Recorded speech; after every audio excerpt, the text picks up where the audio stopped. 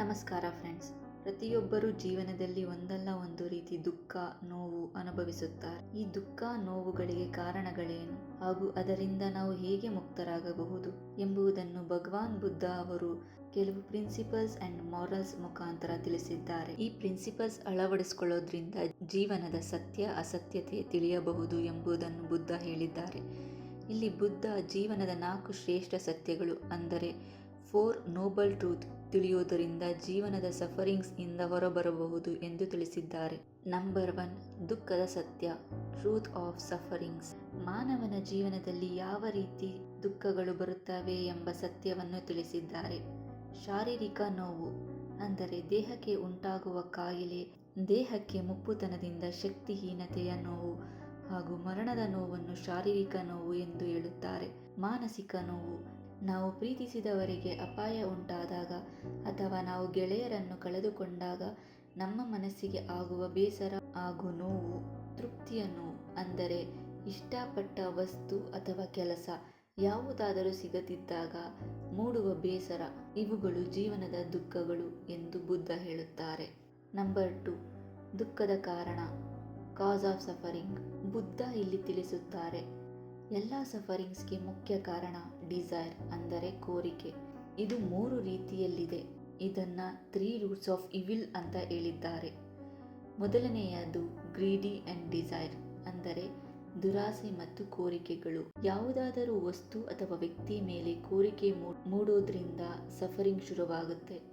ಅಂದರೆ ಹಣ, ಆಸ್ತಿ, ಸ್ನೇಹ, ಮದುವೆ, ಮಕ್ಕಳು, ಉದ್ಯೋಗ, ಈ ಥರ ಡಿಸೈರ್ ಶುರುವಾಗೋದ್ರಿಂದ ಇದು ಸಿಗುತ್ತೋ ಇಲ್ಲವೋ ಅನ್ನೋದ್ರಿಂದಾನೇ ಸಫರಿಂಗ್ಸ್ ಶುರುವಾಗುತ್ತೆ ಎನ್ನುತ್ತಾರೆ. ಎರಡನೆಯದ್ದು ಇಗ್ನೋರೆನ್ಸ್ ಅಂದರೆ ಅಜ್ಞಾನ. ಜೀವನದ ಮಹತ್ವ ತಿಳಿಯದೆ ದೇಹವು ಶಾಶ್ವತ ಅನ್ನೋ ಭ್ರಮೆಯಲ್ಲಿ ಬದುಕುತ್ತಾ ಆಸೆ ಮತ್ತು ಆಕಾಂಕ್ಷೆಗಳ ಮೇಲೆ ಕುರುಡುತನದ ಕನಸು ಕಾಣೋದ್ರಿಂದ ಸಫರಿಂಗ್ಸ್ ಮೂಡುತ್ತದೆ ಎಂದು ಹೇಳಿದ್ದಾರೆ. ಮೂರನೆಯದು ಹೇಟ್ರೆಡ್ಸ್ ಅಂಡ್ ಡಿಸ್ಟ್ರಕ್ಟಿವ್ ಅಂದರೆ ದ್ವೇಷ ಮತ್ತು ವಿನಾಶಕಾರಿ. ಬೇರೆಯವರ ಮೇಲೆ ಮೂಡಿದ ದ್ವೇಷ ಮತ್ತು ಅಸೂಯೆಯಿಂದ ಮೂಡುವ ನೋವು, ಇವೆಲ್ಲದರಿಂದ ಸಫರಿಂಗ್ಸ್ ಮೂಡುತ್ತೆ ಎಂದು ಹೇಳುತ್ತಾರೆ. ನಂಬರ್ 3, ದುಃಖದ ನಿರೋಧ, ಸೆಸೇಷನ್ ಆಫ್ ಸಫರಿಂಗ್. ಇಲ್ಲಿ ಬುದ್ಧ ಯಾರು ಆಸೆಯಿಂದ ಉಂಟಾಗುವ ನೋವುಗಳನ್ನು ತಡೆಯುತ್ತಾರೋ ಅವರು ಎಲ್ಲ ಅಟ್ಯಾಚ್ಮೆಂಟ್ಸ್ ಇಂದ ಮುಕ್ತರಾಗುವ ದಾರಿಯನ್ನು ತಿಳಿಸಿದ್ದಾರೆ. ಅಂದರೆ 3 roots of evil, greedy, ignorance and hatred. ಇವುಗಳನ್ನು ನಮ್ಮಲ್ಲಿ ನಾಶ ಮಾಡೋದ್ರಿಂದ ನಾವು ನೆಗೆಟಿವ್ ಎಮೋಷನ್ಸ್ ಅಂಡ್ ಫಿಯರ್ ಇಂದ ಹೊರಬಂದು ಆಧ್ಯಾತ್ಮಿಕ ಜೀವನದಲ್ಲಿ ಖುಷಿಯಾಗಿ ಮುಂದುವರಿಯಬಹುದು.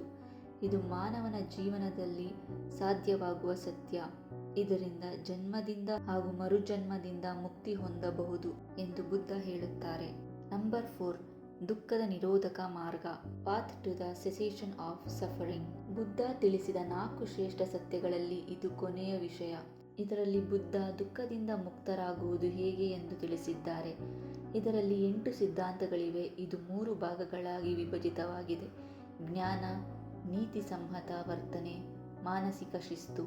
ಮೊದಲನೆಯ ಸಿದ್ಧಾಂತ ಸಮ್ಯದೃಷ್ಟಿ, ರೈಟ್ ಅಂಡರ್ಸ್ಟ್ಯಾಂಡಿಂಗ್. ವಾಸ್ತವಿಕತೆಯ ಸ್ವರೂಪವನ್ನು ಮತ್ತು ಪರಿವರ್ತನೆಯ ಮಾರ್ಗವನ್ನು ಅರ್ಥ ಮಾಡಿಕೊಳ್ಳುವುದು.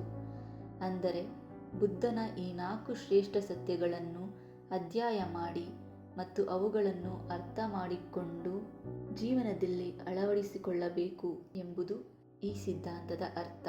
ಎರಡನೆಯದು ಸಮ್ಯ ಸಂಕಲ್ಪ, ರೈಟ್ ಇಂಟೆನ್ಷನ್. ಒಳ್ಳೆಯ ವರ್ತನೆ ಹಾಗೂ ಒಳ್ಳೆಯ ನಡವಳಿಕೆಯನ್ನು ರೂಪಿಸಿಕೊಳ್ಳುವುದಾಗಿ ಸಂಕಲ್ಪ ಮಾಡುವುದು. ಅಂದರೆ ಆಕ್ರೋಶ, ದ್ವೇಷ ಮತ್ತು ಹಾನಿಕಾರಕ ಯೋಚನೆಗಳನ್ನು ತೊರೆದು ಪ್ರೀತಿಯುಳ್ಳ ಮತ್ತು ಹಾನಿಕಾರಕವಲ್ಲದ ಯೋಚನೆಗಳನ್ನು ಬೆಳೆಸುವುದು. ಸಮ್ಯವಾಕ್ಯ, ರೈಟ್ ಸ್ಪೀಚ್. ನಿಂದೆ, ಪಿಸುಮಾತು ಮತ್ತು ಹಾನಿಕಾರಕ ಮಾತುಗಳನ್ನು ತಪ್ಪಿಸಿ ಸತ್ಯವಾಗಿ ಮಾತನಾಡುವುದು ಹಾಗೂ ಬೇರೆಯವರ ಬಗ್ಗೆ ಒಳ್ಳೆಯ ಮಾತುಗಳನ್ನು ಆಡಿ ಪ್ರೋತ್ಸಾಹಿಸುವಂತಹ ಮಾತುಗಳನ್ನು ಮಾತ್ರ ಮಾತನಾಡಬೇಕು ಎಂಬುದು ಈ ಸಿದ್ಧಾಂತದ ಅರ್ಥ. ನಾಲ್ಕನೆಯದು ಸಮ್ಯ ಕರ್ಮ, ರೈಟ್ ಆಕ್ಷನ್. ಕಳ್ಳತನ, ಹಿಂಸೆ ಮತ್ತು ಮೋಸವನ್ನು ಮಾಡದೆ ಶಾಂತಿಯುತ ಮತ್ತು ಸಮ್ಯವಾಗಿ ವರ್ತಿಸುವುದು. ಬೇರೆಯವರಿಗೂ ಹಾಗೂ ನಮಗೂ ಒಳ್ಳೆಯದಾಗುವ ರೀತಿಯಲ್ಲಿ ನಡೆದುಕೊಳ್ಳಬೇಕು ಎಂಬುದು ಈ ಸಿದ್ಧಾಂತದ ಅರ್ಥ. ಐದನೆಯದು ಸಮ್ಯ ಜೀವನ, ರೈಟ್ ಲೈವ್ಲಿಹುಡ್.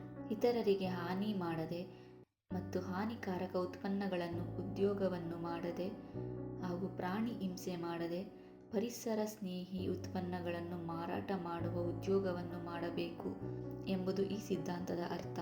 6ನೇಯದು ಸಮ್ಯ ಪ್ರಯತ್ನ, ರೈಟ್ ಎಫರ್ಟ್. ದುಷ್ಟ ಮತ್ತು ಅಶುಭ ಮನಸ್ಥಿತಿಗಳನ್ನು ದೂರವಿರಿಸಿ ದ್ವೇಷದ ಯೋಚನೆಗಳನ್ನು ತೊರೆದು ಸಕಾರಾತ್ಮಕ ಮನಸ್ಥಿತಿಗಳನ್ನು ಬೆಳೆಸಿ ದಯೆ ಮತ್ತು ಶಾಂತಿಯ ಯೋಚನೆಗಳನ್ನು ಬೆಳೆಸಬೇಕು ಎಂಬುದು ಈ ಸಿದ್ಧಾಂತದ ಅರ್ಥ. 7ನೇಯದು ಸಮ್ಯಸ್ಮೃತಿ, ರೈಟ್ ಮೈಂಡ್ಫುಲ್ನೆಸ್.